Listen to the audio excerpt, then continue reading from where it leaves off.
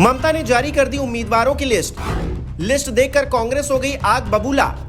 बंगाल में चूर चूर हो गया विपक्षी गठबंधन। बीजेपी के लिए आसान हुआ चुनावी खेल। त्रिकोणीय संघर्ष में कौन होगा पास और कौन होगा फेल।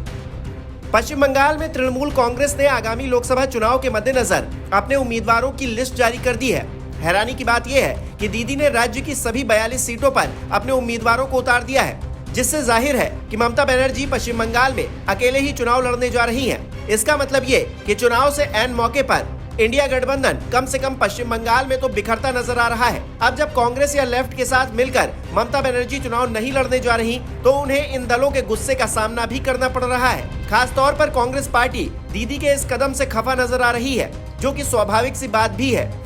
टीएमसी की लिस्ट आने के बाद कांग्रेस नेता अधीर रंजन चौधरी ने मुख्यमंत्री ममता बनर्जी पर निशाना साधते हुए कहा, लोकसभा चुनाव के लिए पश्चिम बंगाल से 42 उम्मीदवारों की घोषणा करके ममता बनर्जी ने साबित कर दिया है कि किसी भी राजनीतिक नेता या पार्टी को उन पर भरोसा नहीं करना चाहिए। ये लिस्ट प्रधानमंत्री कार्यालय को मैसेज है कि वो इंडिया गठबंधन के साथ नहीं है।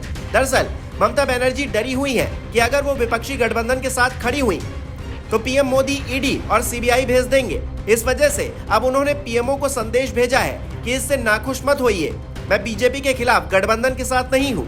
इतना ही नहीं, टीएमसी द्वारा यूसुफ पठान को उतारने पर अधीर रंजन चौधरी ने कहा कि अगर ममता बनर्जी या तृणमूल कांग्रेस यूसुफ पठान को सम्मान देना चाहती थी तो उन्हें राज्यसभा भेज सकती थी, या फिर यूसुफ पठान के लिए गुजरात में एक सीट मांग सकती थी।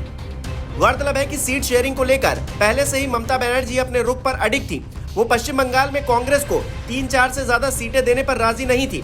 हालांकि यहाँ गठबंधन खत्म होने की कोई आधिकारिक घोषणा भी नहीं हुई।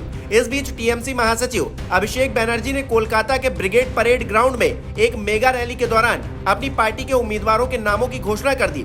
हालांकि इस दौरान उन्होंने केंद्र सरकार पर जमकर हमला भी बोला और कहा कि बीजेपी और उनके नेता बाहरी और बंगाल विरोधी हैं, इसलिए उन्होंने राज्य का फंड रोक रखा है।